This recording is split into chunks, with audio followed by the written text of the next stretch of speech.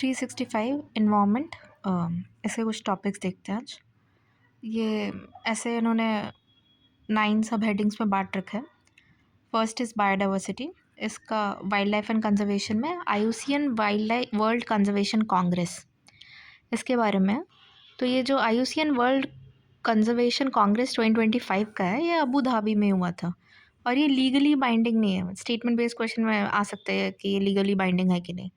इसमें इन्होंने unite for nature on the path to 2045 20 साल की स्ट्रैटेजिक विजन इसको अडॉप्ट किया है और एक कॉल टू एक्शन भी आया है 5 की एरियाज़ में। Abu Dhabi call to action, ये जस्टिस इंश्योर करने के लिए, मल्टीलैटरलिज्म स्ट्रेंथन करने के लिए, वेलबींग फाउंडेशन नेचर का रीअफर्म करने के लिए, इंक्लूजन करने के लिए, advancing knowledge and innovation, scaling up resources for nature and climate action.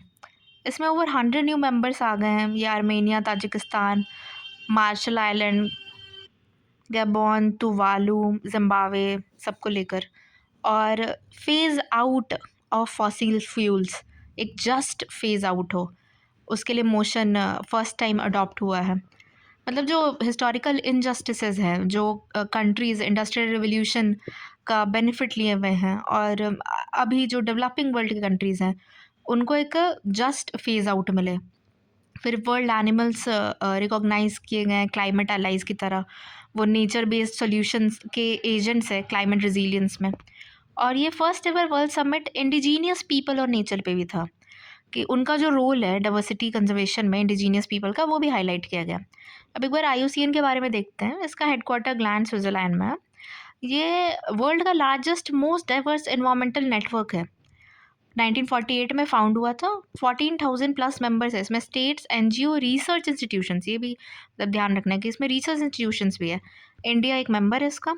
और गवर्नेंस में इसका क्या है, तो assembly of IUCN world Congress, world conservation Congress, ये हाईएस्ट गवर्निंग बॉडी है। हर 4 साल में मिलता है एक बार मीटिंग के लिए। IUCN world Congress conservation Congress host करता है आईयूसीएन का स्टेट मेंबर्स। आईयूसीएन काउंसिल है, वो प्रिंसिपल गवर्निंग बॉडी है। सेशंस ये इन बिटवीन करता है।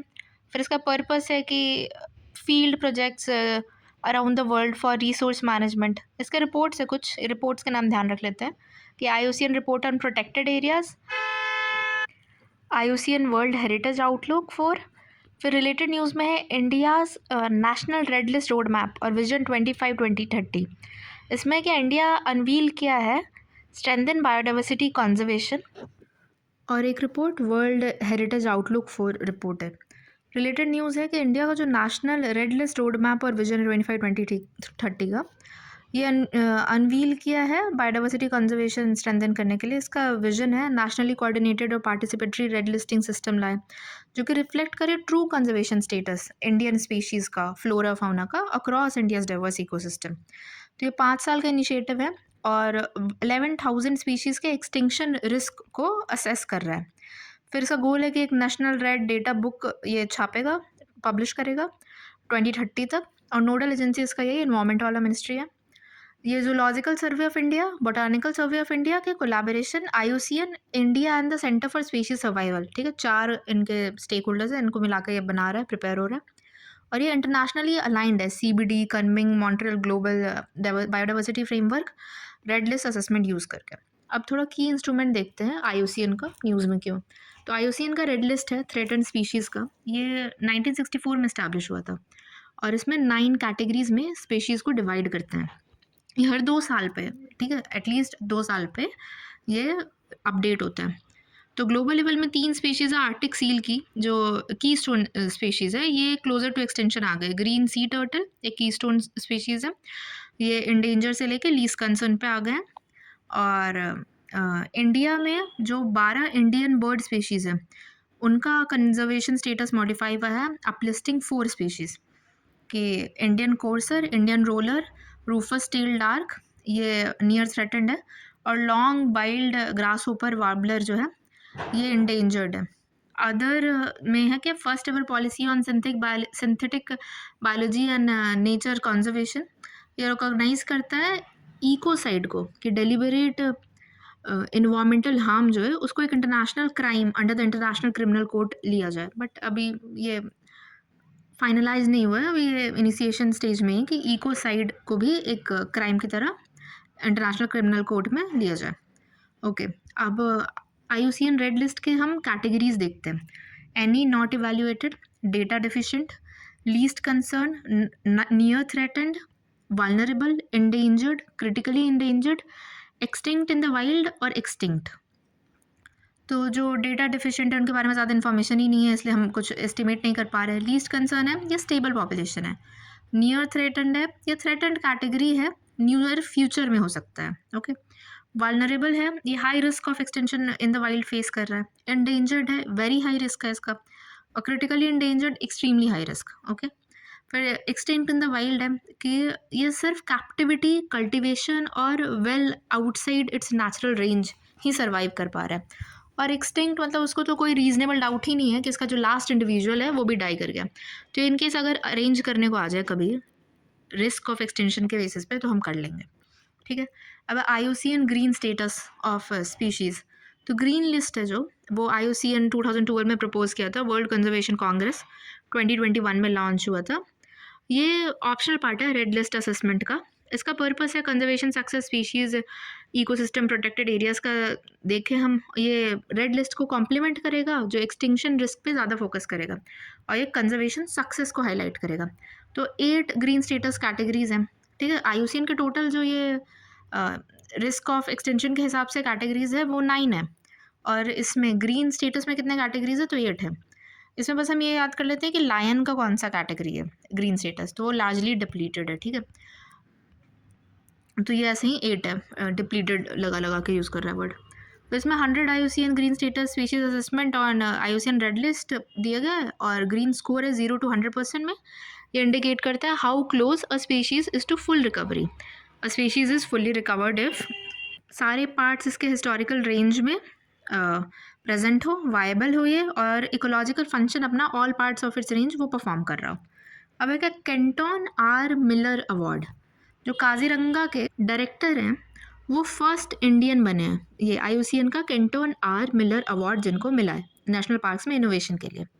तो ये world commission on protected areas constitute किया हुआ है, 1 of 6 technical commission of IUCN है। ये 2006 में स्टैब्लिश हुआ था। Innovation in national parks and protected area sustainability, ये ऑनर करता है individuals who show innovation and leadership in conserving national parks and protected areas, presented every 2 years by the IUCN WCPA। IUCN species survival commission है, ये 1949 में establish हुआ था, science based network. इसमें 10,500 से ज़्यादा वॉल्टियर एक्सपर्ट्स हैं। इंडिया का जो रिनाउड वाइल्ड लाइफ कंजर्वेशनिस्ट है विवेक मेनन, वो इसके न्यू चेयर इलेक्ट किए गए हैं। ठीक है, IUCN SSC के 2025 से 2029 तक इनका रोल है इन्फॉर्मेशन टू IUCN प्रोवाइड करना, बायोडाइवर्सिटी कंजर्वेशन पे, inherent value of species, role of ecosystem, health and functioning पे। अब IUCN का जो ये वर्ल्ड हेरिटेज आउटलुक 4 रिपोर्ट है, 2 रिपोर्ट देखा था हमने ऊपर ना, उसमें से एक ये जो था वर्ल्ड हेरिटेज आउटलुक 4 रिपोर्ट, इसमें बोला है कि वेस्टर्न घाट और 2 नेशनल पार्क इंडिया का, असम का मानस नेशनल पार्क और वेस्ट बंगाल का सुंदरबन नेशनल पार्क, इनको सिग्निफिकेंट कंसर्न की कैटेगरी में डाला है। ठीक है, 3 चीज़ हो गया मतलब इंडिया का जिसको डाला है। और अदर फाइंडिंग है जो कंचनजंगा नेशनल पार्क है ना, वही इकलौता है good in conservation outlook rating. Sundarban national park है, ये डिटोरिएशन विटनेस किया है in its conservation outlook status from good with some concerns to significant concerns from 2020 to 25। अब हम ग्रीन स्टेटस असेसमेंट देखते हैं लायन के लिए। लायन जो है Asiatic lion panthera leo 1972 world wildlife protection act में शेड्यूल 1 में है, साइट्स में अपेंडिक्स 1 में है। IUCN स्टेटस इसका वालनरेबल है, और स्पीशीज़ रिकवरी प्रोग्राम इसमें 22 अराउंड 22 स्पीशीज़ है कवर्ड, तो उसमें से एक लायन भी है जो कवर्ड है। तो ये लार्जली डिप्लीटेड इसका ग्रीन स्टेटस है। फर्स्ट ग्रीन स्टेटस असेसमेंट इस पर रिलीज़ हुआ है। ये एक्सटिंक्ट रीजन्स कहाँ से हैं तो नॉर्थ अफ्रीका और साउथ वेस्ट एशिया, यहाँ से तो एक्सटिंक्ट है। और कंजर्वेशन सक्सेस कहाँ है तो west southern central Africa, South Africa और इंडिया में भी है। तो इंडिया में क्या है ना, करंट हैबिटेट इसका प्राइमरी गिर नेशनल पार्क है, लेकिन हम सुने ही होंगे गुजरात में बारदा वाइल्ड लाइफ सेंचुरी जहाँ है वहाँ पे भी इसके ट्रांसफ़र का बात हो रहा है। और अफ्रीका में ये सब सहारन अफ्रीका सवाना ग्रासलैंड का है। मेल्स में होते हैं, sparser shorter, ears are almost visible, और fuller denser covers the ear and neck usually absent रहता है, ये बेली फोल्ड, और इंडिया वाले के पास तो बेली हो गई, स्किन फोल्ड रहता है उसका पेट। फिर बॉडी साइज़ में स्लाइटली स्मॉलर है और एशियाटिक लायन से जनरली बिगर होता है, लार्जर होता है ये अफ्रीकन लायन। अदर कैरेक्टरिस्टिक्स है, इसका कोई पर्टिकुलर ब्रीडिंग सीजन नहीं है। जो अपना प्रोजेक्ट लायन है ये 2020 में अनाउंस हुआ था, और ग्रेटर गिर कॉन्सेप्ट है। इसका है कि ये लायन हैबिटेट को बियॉन्ड गिर एरियाज लाइक गिरनार, पानिया, मितियाला उधर एक्सपैंड करेगा। ओके, अब जो बारदा वाइल्ड लाइफ सेंचुरी है, इसमें क्या है, ये second home for Asiatic Lions की तरह इमर्ज करा रहे हैं इसको। पोरबंदर, देवभूमि, द्वारका डिस्ट्रिक्ट गुजरात में है। की फ्लोरा इसमें गोरात, बाबुल, धाव, बेर, रयान, जामुन, अमली, धुंधलो, बैम्बू ये सब है। की फाउना इसमें सांबर, डियर, चीतल, चिंकारा ये सब है। अब UNESCO world network of biosphere reserve देखते हैं, WNBR। तो जो कोल्ड डेजर्ट बायोस्फीयर रिजर्व है अपना, ये हिमाचल प्रदेश में जो है कोल्ड डेजर्ट वाला बायोस्फीयर रिजर्व, ये ना UNESCO world network of biosphere reserve में इसको यूनेस्को डिजिग्नेट किया। तो WNBR अपना 1976 में आया था, और ये मैनेज होता है MEB प्रोग्राम यूनेस्को का। और MEB programme, man and biosphere programme, ये खुद आया था 1971 में। ये एक इंटर गवर्नमेंटल साइंटिफिक प्रोग्राम है जो स्टैब्लिश करता है कि साइंटिफिक बेसिस पे एनहांसिंग हो पीपल और इन्वायरमेंट के बीच में रिलेशनशिप। 785 ग्लोबली साइट्स है, 13 इसमें से तो इंडिया में ही है। और ये साउथ ओम एंड प्रिंसिपी, ये सेंट्रल अफ्रीकन आइलैंड नेशन है। ये पहला स्टेट है to have its entire territory designated as a biosphere reserve. The central African island nation का ये इंटायर स्टेट ही जो है, इंटायर टेरिटरी जो इसमें आएगा वो बायोस्फीयर रिजर्व की तरह डिजिग्नेट हो गया। ये अच्छा पॉइंट है, ये आना चाहिए इसको कहीं पे तो किसी एग्जाम में। Biosphere reserve designated under MEB कितने हैं, तो एक सेवाइली ये स्ट्रैटेजी करके है बायोस्फीयर रिजर्व और statutory framework of the world network of biosphere reserves. तो sites can be propose by all member states and associate members of UNESCO. हर 10 साल पे हर बायोस्फीयर रिजर्व का ना एक पीरियोडिक रिव्यू होता है। जैसे GI टैग में होता है ना कि हर 10 साल पे रिव्यू होता है, वैसे इसमें भी होता है कि उसको वो जो डिजिग्नेशन मिला हुआ, जो टैग मिला हुआ है, उसको असेस करते हैं, उसका फंक्शनिंग और मैनेजमेंट इफेक्टिवनेस को। यूनेस्को विड्रॉ कर सकता है डिजिग्नेशन को अगर रिजर्व फेल कर जाए, जो रिक्वायर्ड स्टैंडर्ड है उसको मीट करना। हमें बायोस्फीयर रिजर्व्स पता ही है, कोल्ड डेजर्ट हिमाचल प्रदेश में हो गया, नंदा देवी उत्तराखंड में, कंचनजंगा सिक्किम, मानस डिब्रू शेकोवा असम, देहांग देवांग अरुणाचल प्रदेश, नोकरेक मेघालय, सुंदरबन वेस्ट बंगाल, सिमलीपाल ये रेड कलर के सेमल ट्री के नाम पे सिमलीपाल उड़ीसा, शीशाचलम आंध्र प्रदेश, गल्फ ऑफ मन्नार तमिलनाडु, ये इकलौता जो मरीन हमारे पास है। Great Nicobar Andaman and Nicobar islands Agasthyamalai Tamil Nadu और केरला में। फिर नीलगिरी तमिलनाडु, केरला, कर्नाटका तीनों जगह पे है। अचांग अमरकंटक ये छत्तीसगढ़ मध्य प्रदेश, पंचमढ़ी पन्ना मध्य प्रदेश, कच्छ गुजरात। ओके, अब cold desert biosphere reserve Himachal Pradesh में, उसके बारे में देख लेते हैं। ये इंडिया का ना first high altitude cold desert biosphere reserve है। वन ऑफ द कोल्डेस्ट और ड्राइस्ट इकोसिस्टम है यूनेस्को के WNBR में। प्रोटेक्टेड एरियाज इसे कवर करते हैं पिनवाली नेशनल पार्क, चंद्रताल एक रामसर साइट भी है, ये सरचू और किब्बर वाइल्ड लाइफ सेंचुरी। तो जो चंद्रा रिवर है ना, चंद्रा भागा मिलता है, चिनाब बनता है, तो चंद्रा रिवर का ओरिजिन चंद्रताल ही है। बायोम इसमें कोल्ड डेजर्ट बायोम है। Harsh climatic condition, 2 factor, levered side Himalaya का पड़ता है, रेन शैडो रीजन और हाई एलिवेशन है। तो ये लद्दाख से लेकर किन्नौर तक है। और कल्चर इसमें बुद्धिस्ट कल्चर एक डिस्टिंक्ट है, gompas Buddhist monastery, chorten remarkable type of stupas है, मनी वॉल्स है, long and thick platform like row of stones. Buddhist chantings Ladakh में जो है वो यूनेस्को के representative list of intangible cultural heritage of humanity में भी है। छठ पूजा को भी इसमें इंक्लूड करने का डिमांड चल रहा है, ये दुर्गा पूजा इंक्लूडेड है ऑलरेडी। तो बुद्धिस्ट चैंटिंग ऑफ लद्दाख वो भी intangible cultural heritage of humanity UNESCO के उस रिप्रेजेंटेटिव लिस्ट में। फिर फौना जो है snow leopard, ibex, blue sheep, Himalayan wolf, golden eagle, ये सब है। अब वाइल्ड लाइफ प्रोटेक्शन एक्ट देखते हैं 1972 का। केरला जो है ना वो फर्स्ट स्टेट बना है जिसने अमेंडमेंट्स इंट्रोड्यूस किया है वाइल्ड लाइफ एनिमल किलिंग के लिए। ये बॉनेट मकेक करके एक वर्मिन स्पीशीज ऑफ मंकीज उनका हो रहा था, उसके लिए किया। बट एक्चुअली ऐसा कर नहीं, मतलब देखते हैं आगे पास कैसे होता है, इसको प्रेसिडेंट के रूट के थ्रू दोबारा ले जाना होगा, क्योंकि जो 1972 का एक्ट था इसमें 2022 में अमेंडमेंट आया। ये इन्वायरमेंट एक कंकरेंट लिस्ट का पार्ट है, तो अब इसमें पहले था एक 5th शेड्यूल जो वर्मिन्स के लिए था, अब वो 6 शेड्यूल को चेंज करके 4 शेड्यूल बनाया गया। तो पहला है जिनमें हाईएस्ट लेवल ऑफ प्रोटेक्शन है स्पीशीज़ का, दूसरा है जो एनिमल स्पीशीज़ जिसको लेसर लेवल ऑफ प्रोटेक्शन चाहिए, तीसरा है प्रोटेक्टेड प्लांट स्पीशीज़ और चौथा है साइट्स के अंदर जो स्पीशीज़ लिस्टेड है। और नोटिफिकेशन निकालेगा अलग अलग, अगर कोई वर्मिन आउट ऑफ कंट्रोल या कोई हैवॉक क्रिएट करता हुआ एनिमल है तो उसको कंट्रोल करने के लिए, ठीक है। इंस्टीट्यूशनल बॉडीज़ जो ये national board for wildlife है जिसको प्राइम मिनिस्टर चेयर करते हैं, state board for wildlife, central zoo authority और wildlife crime control bureau.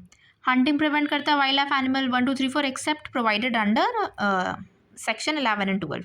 और सेक्शन 11 एंड 12 के लिए चीफ वाइल्ड लाइफ वार्डन है, वो परमिट करता है हंटिंग, ठीक है।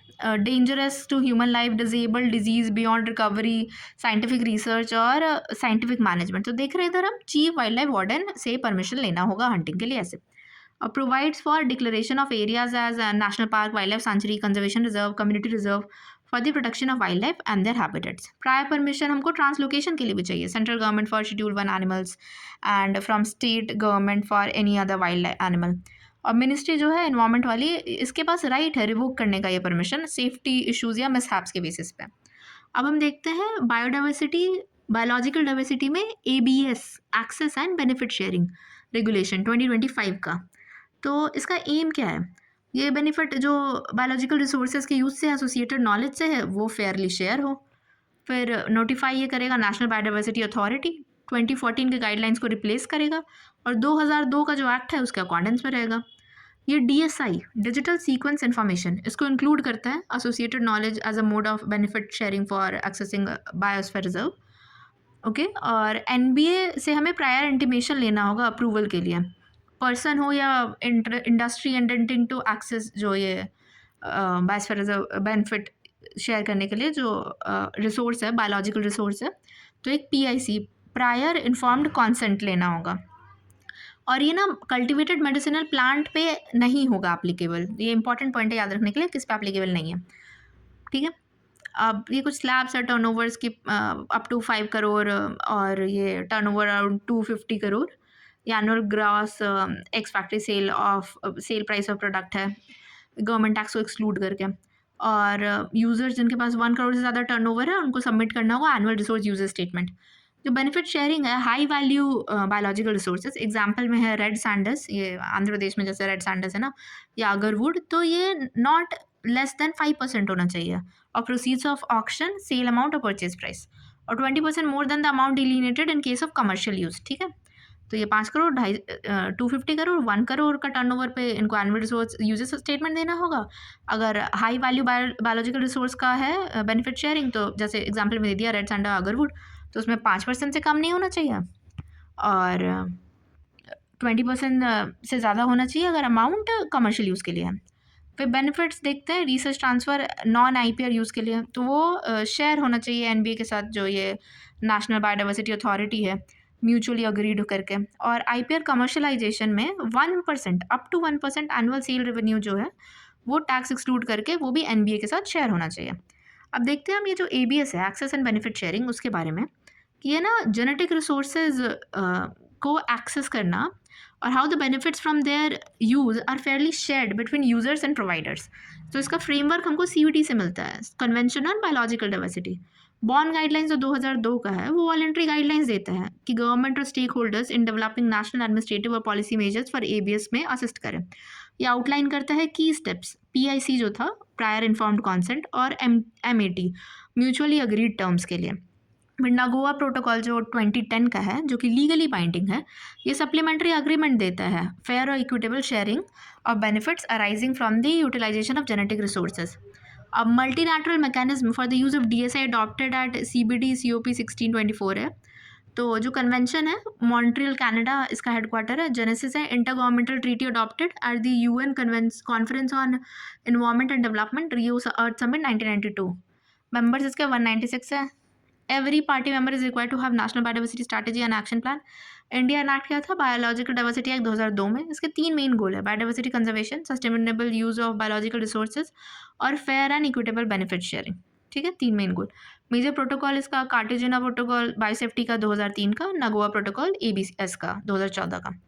पर अब इंडिया का लीगल फ्रेमवर्क देखते हैं वो ABS के लिए क्या है। तो बायोलॉजिकल डाइवर्सिटी एक्ट 2002 का, ये enacted in line with India's commitment to CBT to conserve biological diversity and ensure sustainable use of its components. इसका स्कोप है कि सारे बायोलॉजिकल रिसोर्सेज जो इंडिया के अंदर है, विद इन इंडिया है, मतलब ब्रॉडर दैन द स्कोप और नगवा प्रोटोकॉल है ये सिर्फ जेनेटिक रिसोर्सेज पे नहीं है, सारे बायोलॉजिकल रिसोर्सेज पे। फिर इम्प्लीमेंटेशन 3 टायर स्ट्रक्चर में रहेगा स्टैट्यूटरी बॉडीज़ का, 3 टायर सिस्टम है। पहला NBA है अपना सेंट्रल लेवल पे, जिसके पास सिविल कोर्ट के बराबर का पावर है। दूसरा है स्टेट बोर्ड, बायोडाइवर्सिटी बोर्ड, ये स्टेट लेवल पे है। तीसरा है बायोडाइवर्सिटी मैनेजमेंट कमिटीज़, ये लोकल लेवल पे है।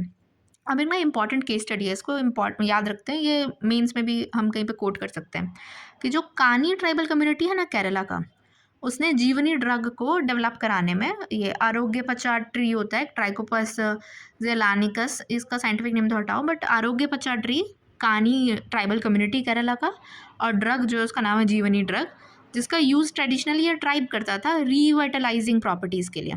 तो उसके डेवलपमेंट में इन्होंने हेल्प करा है। ओके, इससे तो इनके साथ बेनिफिट शेयरिंग होता है। ओके, ये ABS का अच्छा केस स्टडी हो गया। ठीक है, अब हम देखते हैं CSS integrated development of wild life habitat scheme, ये CSSIDWH। तो घड़ियाल और स्लॉथ बियर जो है ना, ये दोनों को रिकमेंड किया गया है कि species recovery programme for of centrally sponsored scheme integrated development of wildlife, इसमें इंक्लूड किया जाए। मिनिस्ट्री है अपना इन्वायरमेंट वाला, सेंट्रली स्पॉन्सर्ड स्कीम है ये। पर्पस है कि जो वाइल्ड लाइफ प्रोटेक्शन और कंजर्वेशन एक्टिविटीज़ है वो कंडक्ट कराया जाए, और ना फाइनेंशियल असिस्टेंस इसमें स्टेट और UT दोनों दे रहा है, सपोर्टिंग प्रोटेक्टेड एरियाज जैसे national park, wildlife sanctuary, conservation reserve और कम्युनिटी रिजर्व। फिर प्रोटेक्शन वाइल्ड लाइफ को प्रोटेक्टेड एरियाज़ के बाहर भी देगा, और रिकवरी प्रोग्राम्स में ये क्रिटिकली इंडेंजर्ड जो स्पीशीज़ होता है, हैबिटेट होता है, उसको सेव करता है। तो सोफा 22 स्पीशीज़ था इसमें। स्नो लेपर्ड, एशियाटिक लायन, हम लोग तो देखा था ना एशियाटिक लायन, ये इसके अंडर इंक्लूड होता है। ये अपना great Indian bustard, Gangetic river dolphin etcetera include in it. तो अब 2 और को, स्लोथ बियर और घड़ियाल को इंक्लूड करने को बोल रहे हैं। तो की कॉम्पोनेंट इसका क्या है, development of wild life habitats, project tiger, project elephant. Sloth beer का कैरेक्टरिस्टिक क्या है, तो name comes from the long clause and unusual teeth resembling a sloth. ठीक है, इसका स्पेशलाइज क्या करता है, तो टर्माइट एंट्स खाने में, हाइबरनेट नहीं करता है ये थोड़ा याद रखते हैं हम। एक साल क्वेश्चन पूछा ना औरंगुटान से रिलेटेड, वो हाथी टूल की तरह यूज़ कर सकता है पत्ता वत्ता, तो ये भी थोड़ा देख लेते हैं कि बियर यूजुअली हम सोचते हैं कि हाइबरनेशन पे जाता होगा, बट ये स्लॉथ बियर हाइबरनेट नहीं करता है। सॉलिटरी, नॉक्टर्नल होता है, एजाइल है, और वो one of the most aggressive animal जो इंडियन सब कॉन्टिनेंट में, ये वो क्यूट सा प्राणी one of the most aggressive है। Okay, wildlife protection act 1972 के शेड्यूल 1 में है, साइट्स के अपेंडिक्स 1 में है, और वल्नरेबल है ये। अब हम देखते हैं हैबिटेट इसका वही native to India, Nepal, Sri Lanka, forest और ग्रासलैंड दोनों में। थ्रेट्स इसका habitat loss, degradation, human animal conflict, और ग्लोबल इसका जो पॉपुलेशन है 20,000 से भी कम है। अब कंजर्वेशन एफर्ट्स में कि 2025 में एक प्रोजेक्ट स्लॉथ बियर है, फिर एक है दारोजी स्लॉथ बियर सेंचुरी, कहाँ पे है, ये कर्नाटका में है। ये first dedicated sloth bear sanctuary है एशिया का, पूरे एशिया का फर्स्ट, कर्नाटका में अपना। ठीक है, sloth bear sanctuary, Daroji sloth bear sanctuary. ठीक है, अब प्रोजेक्ट चीता देखते हैं। तो ये न्यूज़ में क्यों है, हम ना first transcontinental translocation wildlife species का ये वर्ल्ड में करवा रहे हैं, क्योंकि ना इंडिया में चीता अगर आएगा ना तो ग्रासलैंड भी वापस आएगा, क्योंकि टॉप प्रेडेटर है चीता। तो ये ना वो पूरा जो फूड चेन है या फूड वेब है उसके थ्रू वहाँ का जो इकोलॉजी है उसको भी ट्रिगर करेगा, तो इसलिए चांसेस है कि ग्रासलैंड भी वापस आए। तो इंडिया और बोट्सवाना, ये अफ्रीकन कंट्री जो है, इन्होंने फॉर्मली अनाउंस किया है translocation of 8 cheetahs to India as part of project cheetah. 2022 में लॉन्च हुआ था री इंट्रोडक्शन करना चीता का, 1940s अर्ली 50s में ये एक्सटेंट हो गया था। अम्ब्रेला प्रोजेक्ट है प्रोजेक्ट टाइगर, जिसका नाम बदल के प्रोजेक्ट टाइगर ने एलिफेंट 2023-24 में कर दिया, वही ऑपरेट कर रहा है। कूनो नेशनल पार्क है ना, वो सपोर्ट कर रहा था पॉपुलेशन ऑफ 30 चीता दिसंबर 2025 तक। इम्प्लीमेंटिंग एजेंसी इसका क्या, NTCA, वही जो टाइगर वाला करता है। टेक्निकल असिस्टेंट इसका WII, ये अपना देहरादून का wild life institute of India, वहाँ से प्रोवाइड होता है। चीता प्रोजेक्ट स्टीयरिंग कमेटी जो है NTCA का 2023 में ये इस्टेब्लिश हुआ था ओवरसी, इवैल्यूएट और एडवाइस करने के लिए चीता प्रोजेक्ट का, ये प्रोजेक्ट चीता का इम्प्लीमेंटेशन। प्राइम ऑब्जेक्टिव क्या है? तो ब्रीडिंग चीता इस्टेब्लिश करने के लिए इसका पॉपुलेशन सेफ हैबिटेट में अक्रॉस इट्स हिस्टोरिकल रेंज, और चीता को कैरिज्मेटिक फ्लैगशिप और अम्ब्रेला स्पीशीज़ की तरह यूज़ करने के लिए।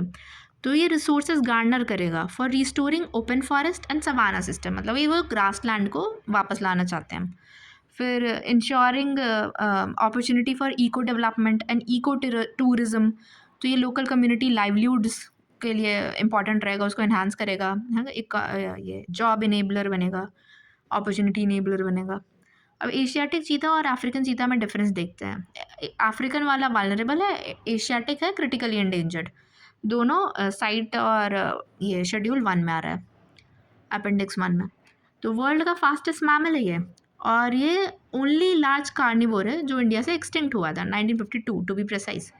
अब अदर बिग कैट्स जो है ना, लायन, टाइगर, लेपर्ड, जगुआर, इन लोग की तरह चीता रोर नहीं करता है, चीता पर करता है, मियाऊ मियाऊ करता होगा मे बी, ठीक है। हैबिटेट एशियाटिक चीता ये एरिड रीजन में, ईस्टर्न ईरान में, ऑफिशियली इंडिया में 1952 में तो एक्सटेंट हो गया। और अफ्रीकन चीता का कहाँ है? तो ये grassland, scrubland, open forest across the continent, specially in Botswana, Namibia और साउथ अफ्रीका, इसलिए हम बोट्सवाना से ला रहे हैं। और हाईएस्ट पॉपुलेशन कहाँ पे, लार्जेस्ट पॉपुलेशन अफ्रीकन चीता का, तो वो नामीबिया में है। ओके, अब हम Gandhi Sagar wild life sanctuary के बारे में देखते हैं। ये ना ईस्टर्न मध्य प्रदेश रीजन में है, जो निर्माण रीजन बोलते हैं जिसको, वहाँ पे लोकेटेड। फॉरेस्ट इसमें कैसा है? तो काठियार गिर ड्राई डेसिडियस फॉरेस्ट है, चंबल रिवर बहता है यहाँ से, और Gandhi Sagar dam back water है। ट्री इसमें ट्रीज़ क्या है? तो सलाई, करदाई, धावड़ा, तेंदू, पलाश, तेंदू को केंदू भी बोलते हैं, पता है, इससे बीड़ी बनती है जो। वाइल्ड लाइफ है, wild dogs, dholes, chinkara, leopard, otter, mugger, crocodiles. Historical क्या है? तो ये पार्ट ऑफ वर्ल्ड फेमस चतुर्भुज नाला रॉक शेल्टर्स है। ओके, हमने देख लिया प्रोजेक्ट चीता। अब हम देखते हैं टाइगर रिजर्व्स। तो एक तो एक ये लाइन है, जिम कॉर्बेट जो थे ना, वो टाइगर्स को बोल रहे थे टाइगर लार्ज हार्टेड जेंटलमैन है। ओके, अब सुप्रीम कोर्ट का डायरेक्शन आया है टाइगर रिजर्व के प्रोटेक्शन के लिए। तो इसमें एड्रेस करने के लिए बोल रहा है जो increasing human wild life conflicts है ना, ये हैबिटेट डिग्रेडेशन, अनरेगुलेटेड टूरिज्म और कॉरिडोर फ्रैगमेंटेशन के कारण, उसको एड्रेस करने के लिए बोला है सुप्रीम कोर्ट के डायरेक्शंस में। तो क्या डायरेक्शन है? पहला है कि no tiger safari in core areas और designated tiger corridors, permitted only on non forest और degraded forest land in buffer zones. Night tourism ये एकदम बैन ही कर देना चाहिए कोर और क्रिटिकल टाइगर हैबिटेट से। प्रोहिबिटेड एक्टिविटीज़ है कुछ, जैसे commercial mining, polluting industries, hydro projects, major exotic species introduction, और लो फ्लाइंग एयरक्राफ्ट और कमर्शियल फायरवुड एक्सट्रैक्शन, ये सब बार्ड होना चाहिए बफर ऑफ फ्रिंज एरियाज में भी। ओके, अब ऑल रिजर्व्स को नोटिफाई करना होगा ESZs, इको सेंसिटिव जोन्स। ये 2018 का मिनिस्ट्री ऑफ इन्वायरमेंट का जो गाइडलाइन है, EPA 1986 के अंडर, उससे फिर स्टेट को प्रिपेयर करना चाहिए और रिवाइज करना चाहिए अपना टाइगर कंजर्वेशन प्लान्स को, कि स्टिपुलेटेड टाइमलाइंस में कोर और buffer areas to be notified within 6 months, और natural disaster status, human wildlife conflict का, इसको इंश्योर करना चाहिए रैपिड रिलीफ के लिए। जो ह्यूमन वाइल्ड लाइफ कॉन्फ्लिक्ट है ना, इसको मतलब नेचुरल डिजास्टर डिक्लेयर कर देना चाहिए, ये स्टेटस दे देना चाहिए। फिर uniform ex gratia of 10 lakh of human deaths due to ये जो कॉन्फ्लिक्ट्स होता है उससे 10 लाख का उनको देना चाहिए। और ड्राफ्ट HWC मिटिगेशन गाइडलाइंस है, ये to be drafted by the NTCA, okay, within 6 months।